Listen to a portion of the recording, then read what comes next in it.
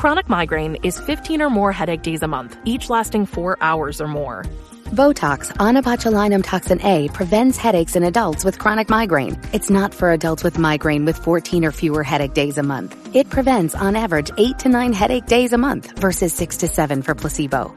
Prescription Botox is injected by your doctor. Effects of Botox may spread hours to weeks after injection, causing serious symptoms. Alert your doctor right away, as difficulty swallowing, speaking, breathing, eye problems, or muscle weakness can be signs of a life-threatening condition. Patients with these conditions before injection are at highest risk. Side effects may include allergic reactions, neck and injection site pain, fatigue, and headache. Allergic reactions can include rash, welts, asthma symptoms, and dizziness. Don't receive Botox if there's a skin infection. Tell your doctor your medical history, muscle or nerve conditions, including ALS, Lou Gehrig's disease, myasthenia gravis or Lambert-Eaton syndrome, and medications, including botulinum toxins, as these may increase the risk of serious side effects.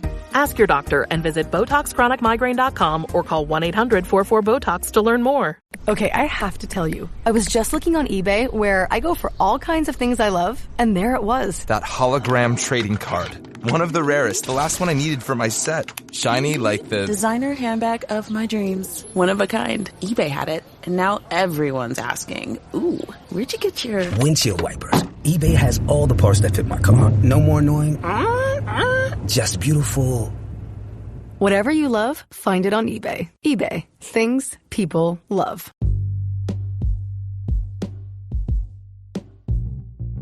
All right. Welcome back to the Misfit Nation. Last episode, we got to hear from John Davis, a true motivator for multiple businesses and a supporter of the troops. Thanks for coming on, and we look forward to hearing about your next adventures in the future. In this episode, we have the author of the Amazon #1 international bestseller, Live, Love, Engage, How to Stop Doubting Yourself and Start Being Yourself. Before this, she spent decades working in television and as an SEO copywriter before she went through the loss of her sister. She is Gloria Grace Rand, and let's get her on here. On your show. Thank you. Thanks for coming on. So if you'd like to just tell us a little bit about yourself from as far back as you want to go to how you got into writing and why it helps you. Sure. Well, let's see. So my background is actually in television. I started off working when I lived in Miami. I worked for the Nightly Business Report on public television for about a little over 10 years or so, full time, and then I worked part-time with them for a while, and that was a lot of fun. I enjoyed working in television, although I never wanted to be in front of the camera. I was quite content to be a writer and a backup producer for the show. But then my husband had an opportunity to move up to Orlando, and so I had to figure out something else to do. And because working for a business television news show spoiled me tremendously, because I didn't have to work holidays because the stock market was closed. So we would always pre-tape a show. I didn't have to work weekends. So I didn't want to get into local television. So instead, I, for some reason, kept getting this mail from a company that basically the headline on the letter said, "Can you write a letter like this?" And they were advertising at that time, it was a home study copywriting course to learning how to write, basically junk mail. And so I said, well, yeah, I could do this. And so I wound up investing in that course, and then actually moved on to do SEO copywriting, because everything was moving online, and I saw that would be where there was a really good opportunity. And I loved the idea of using both sides of my brain. It's like the logical side to figure out what were the keywords that someone would use to be able to find somebody's website, and then the creative side to actually write that content in a way that appeals to actual real people and not just Google bots. So I've been doing that since 2009, actually now. And along the way, kind of tried different things. In addition to that, I did some social media marketing. I did some video marketing, but I've really, the core part of SEO copywriting, really writing content for a business website, writing blog articles. I still love to do that. And at the same time, I've also been on a journey over the last few years that really accelerated when my sister was diagnosed with cancer, that has led me into more of a spiritual journey, and where I've want to do more coaching, and I've actually been learning some different healing modalities, and wanting to do more deeper work with people, and actually even part of that was what inspired me to write a book. So I actually had my first book come out this year, which that's a whole story in and of itself. So, so we could go into that if you're interested. Yes, that'd be great, because I think that's the information on your book that you provided. I think that's what led me to invite you, and I think my audience would love to hear about it. Okay, well, yeah. So 2 months before my sister passed, I was meditating, as I normally do. I've been meditating for years and years, and it actually really helped me a lot in helping her, in dealing with her cancer journey. But I was meditating, and this idea popped in my head that said, you should write a book about love. And I remember just opening my eyes, kind of looking around my office going, where did that come from? I do online marketing. I write about social media. I don't know anything about love. What would I write about? And yet, for some reason, I still went to my computer and opened up a Word doc and said, okay, I don't know, what can I write about love? And I sat for a moment, and then love is an acronym came the answer. And I was like, oh, okay, that's interesting. And so I again started writing about that. And it was, L was let go and let God. O was open your heart to receive. V was value your uniqueness. And the E was embrace your divinity. I went, okay, well, that's really interesting. I was like, I don't know where this stuff is coming from, but it kind of sounds good. But I sort of went about my day. And then later on, I was going through my email and saw an email from Hay House. And, they publish inspirational self-help books, from people like Wayne Dyer and whatnot. And I'm like, okay, they were offering a writer's boot camp to teach you how to write a book. So I said, all right, God, I guess you're serious. You really want me to write a book about love? Okay, I'll do it. I'm taking this as a sign on faith. And I invested in the boot camp. And then, of course, life got in the way. I had to fly out to Arizona to be with my sister because she started having some very serious complications from the cancer. And she wound up passing away a couple of days after Christmas. And so the book idea kind of got put on the back burner for a couple of years. And as I was grieving, because her loss really hit me hard. She was some of my best friend, my cheerleader, and I had a tough time trying to get back in the flow of my business and everything. But in working through, I was attending a couple of different personal development workshops. I had seen a couple counselors, and I was working with a coach. And the Hay House thing, actually, the boot camp featured a contest where if you submitted a proposal, you had a chance to win a contract from them. So when I signed up to work with this coach, ostensibly to work on my business, it was also to see if I couldn't get this proposal done, at least to start getting back to writing the book. And so I did at least write one chapter at that point. And it, working with the coach, he encouraged me to really start talking about the book and to start really developing it. And so I started doing presentations about it. And eventually I did a workshop where I taught some of what it was. But it really took me until almost, I would say, the end of 2019, number one, where I finally dawned on me why I had to write this book. It was because the book was for me. I had to learn these lessons for myself in order to be able to teach other people, which isn't that often the way we do things? It's like we teach what we have to know, what we need to learn. Right.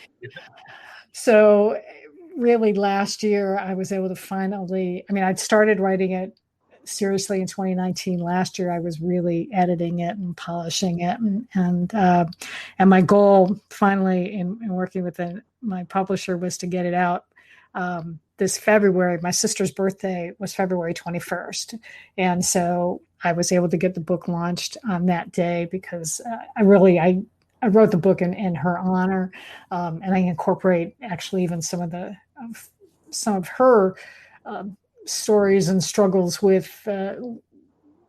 We both grew up with an alcoholic father and a mother who had a temper, and so we both had issues with like money and these limiting beliefs and things, and so writing the book and really starting to apply these lessons or principles, I guess I should say, on myself has made all the difference in the world. And I'm much happier place now than I was about 5 years ago.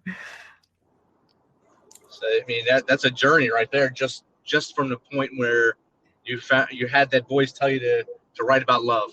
From that moment, that journey started for you. And even though you didn't understand the journey at first, you've embraced it. And it's not only it's in honor of your sister in her memory, but it's also a healing process for you and probably many other people who never took that kind of journey themselves because they let a roadblock stop them. Yeah, absolutely. And that is definitely my intention for the book, is that it can help people who are struggling.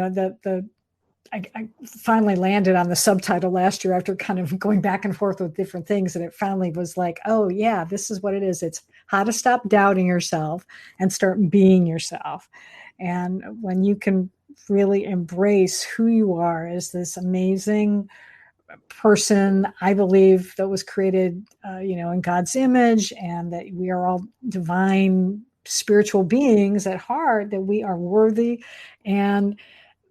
But we forget that, and we get sort of lost in some of it is this unconscious stuff that happens to us when we're kids, that we, things we hear from other people, and we take these negative beliefs onto ourselves and we don't even really realize it. But when we can start unpacking that and start doing the work that needs to be done to remember who we are, it's a lot easier to go out and talk to people and to be more successful in business and to be more genuine in your relationships, personal relationships, because you are first and foremost loving yourself first. Right. And now you're present as well. You're there all the time instead of being somewhere else in your mind while doing something. Yeah, absolutely. Yeah. It's really about being, seeing the other person too as who they are, and being able to appreciate that we are all connected. We are all the same underneath, and to be able to just focus in on someone and give them the attention that they deserve as you're giving it to yourself, then it makes a world of difference. That's definitely all great points right there. As I retired from the military, I had to learn to take care of me finally. After 22 years, I was taking care of others for so long. I never looked at me as needing help. And this podcast is actually part of that help. So I'm actually able to hear myself talk most of the time, but also get to hear a lot of other people's stories. And like your story here, that just enables me more to say, I got to stay present. I got to be here. I got to be in the moment and not somewhere in my phone or in something else in my mind thinking that something's going to go wrong. Just keep moving forward, keep taking them steps forward and not looking back. That's what I've been doing now. Yeah, that's awesome. Yeah. And it feels so good, doesn't it? to be of service that way. I really think, it is important to take care of ourselves, but then also to be able to pay it forward and to help others really makes life worthwhile. I agree. It makes everything that much better. And just even coming home, putting your phone down to talk to your significant other for a little while instead of looking down at the screen, that helps tremendously. disconnecting. Yeah, that's for sure. Yeah, I haven't had the opportunity lately, but I know before COVID, when when you could take a vacation and to just really, you know, turn off the phone and not have to answer email. It's a wonderful thing to just say, I'm going to take a break. I'm not going to go on social media for for a week, and just let your mind just sort of dissolve and just be in the moment, because now is all we have right now. The past is gone, can't control it. You don't know what the future is going to hold, but right now, to be in the moment and to just focus on whatever's important here and now is a wonderful feeling. It's very freeing, and it's it's something we should all strive to be doing. And I think we'd be a lot more happier if we could do that. I tell people, if they put it down for even 10 minutes a day, those 10 minutes will be the best 10 minutes of your day. Because you're not going to be worrying about Johnny drinking Diet Coke or saying something mean to somebody. You're worried about maybe recharge. Yeah, absolutely. Yeah, I mean that's why yeah, for sure. I mean, it's one of the reasons why I do take the time to meditate every day, even if it's just for a few minutes. But having that time to just be quiet is so helpful, and to just sort of center myself for the day, and then I can go on and do the other things that need to be done. Now, do you do meditation just the silent room, or do you do yoga along with it? It's funny you mentioned yoga. I used to do yoga years ago. I used to go to the Y and actually took a yoga class. But today was actually the first day I've been wanting to do. It's been on my calendar for like months now, but I haven't found the time to do it. And this morning, after I got done with meditation, before I do my journaling in the morning, I actually did do 15 minutes of yoga because I've been wanting to do it. So it's funny that you mentioned that, because I've been feeling like I want to get back into doing some kind of, good exercise like that. I mean, I walk and I ride my bike from time to time, but I know yoga is a really good practice as well. And so, but normally I just will spend like, Sometimes I listen to, actually, YouTube has some great meditation music, and so I might listen to that while I'm meditating. Or sometimes I just listen to the silence and the occasional barking of my dogs, and that's how I'll meditate. I have 4 dogs, and it's not occasional; it's always. So I try to stay away from them whenever I'm doing something that's important. Yeah, I try to close the door, but then sometimes they still manage to pop their heads in and come in. It's amazing. Yeah, they're part of the healing process too, but they have their own version of that, so it doesn't help all the time. Yeah, that's true. So do you want to write another book, or do you think this is going to be you're going to ride this one for a little bit and see if you have another, vision or another moment of clarity where someone tells you to write something else?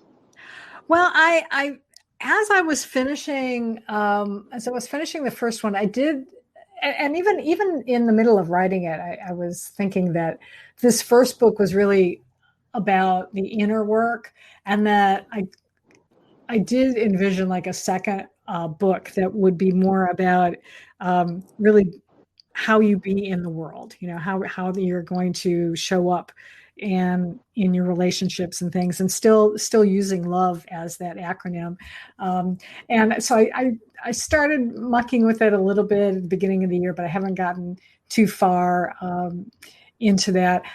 The other thing that I've been doing, though, and again, it's been over sort of maybe the last 8 months, is I've written a couple of songs, which is something I haven't done really since like I was 7, I think, when I was first learning how to play the organ at my house. I remember writing a song then. It was called "Lucky Is the Day." Very sappy, silly song. But yeah, I wrote a song last year that was when I was as I was finishing a meditation, this sort of phrase popped in my head about like that you have to break down before you can break through, and I was like, wow, that kind of sounds like a song lyric, and I was like, let me write a little bit about this, and so I came up with this whole song, and yeah, and I've done a couple more. I actually just did one a couple days or last week, I guess I worked on. So which is kind of fun because music has always been a huge part of my life. But like I said, I actually can play about, let's see, 4 different instruments. And I love to sing anyway. I've always loved to sing. And so it's kind of fun to be able to do writing a different way. And I even wrote a poem last year too, which is something that I never did. My sister was the poet in the family. She wrote tons of poems, and even went to. She majored in English, and so she was a serious poet in the family.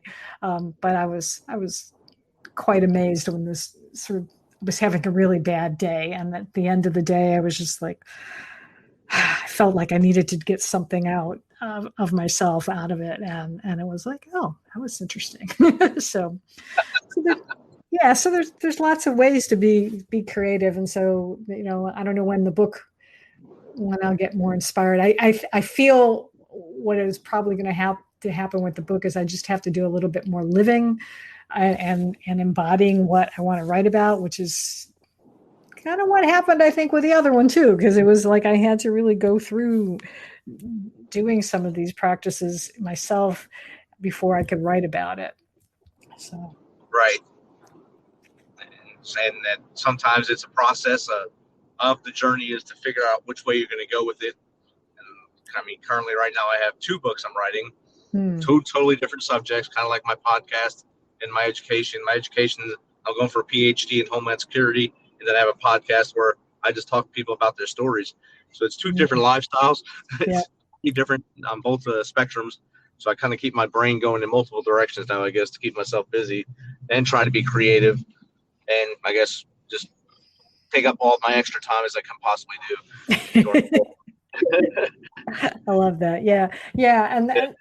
And I can relate to that too, because it was like for the longest time, I was trying to figure out like, okay, I like doing this SEO copywriting, but I was wanting to do the spirituality, and it's like, how do I put them together? And it's like, well, maybe they don't necessarily have to. I don't need to force them together. I think I can still do the one, and then and actually, as I'm helping people with coaching, then if they need help, once they get themselves more aligned with who they want to be and the message they want to tell, then I can help them with their messaging on their website. So it's like, I don't have to kind of necessarily force them together, but I can still kind of keep them separate. And then I can just work with people, just on copywriting, if that's all they need. Right. If you could give advice to someone that's thinking of writing a book or thinking of getting into SEO copywriting, what advice would you give them? For the book, I would say is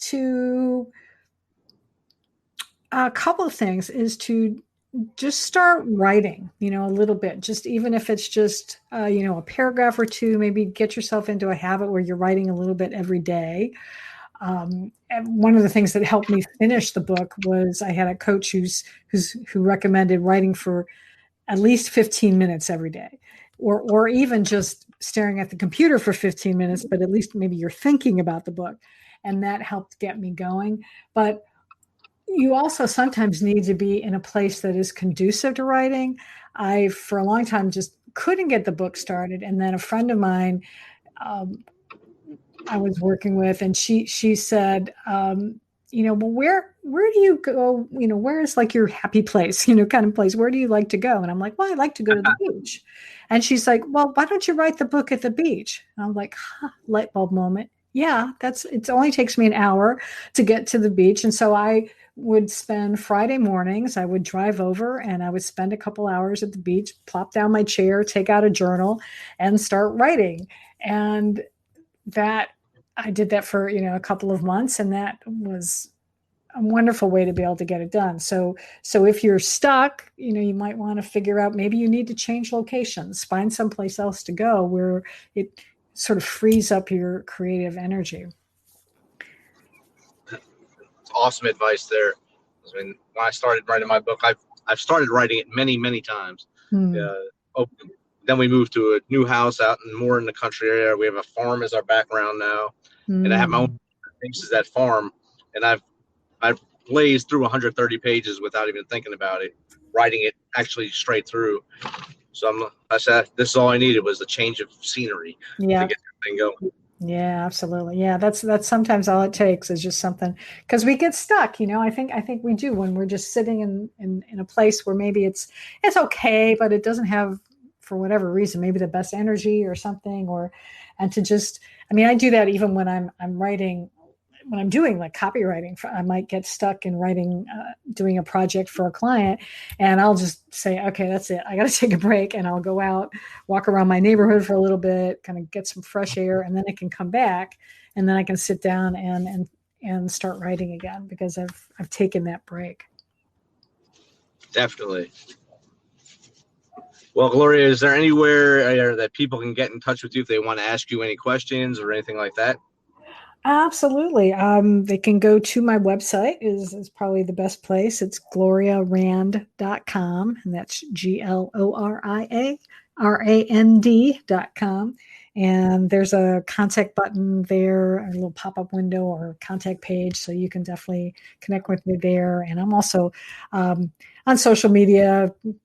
I am there too as well. So Facebook, Instagram, LinkedIn. If you do search for Gloria Grace Rand, because I do use my middle name. That was one of the things that came out of this spiritual journey as well, was that I realized that my mom had given me this lovely middle name, and I should probably use it. So I decided it fit now. So now it's part of your brand. Exactly. Yeah. Because it really reflects the whole of me. So. Right. Well, awesome, Gloria. It was great chatting with you, and thank you for reaching out to me and getting us connected and getting on the show with us. Oh, well, thank you so much for having me. I really appreciate it, and I hope someone out there is listening today will get some value out of our conversation. Awesome. Have a great day. Thank you. You too. Take care. Bye-bye.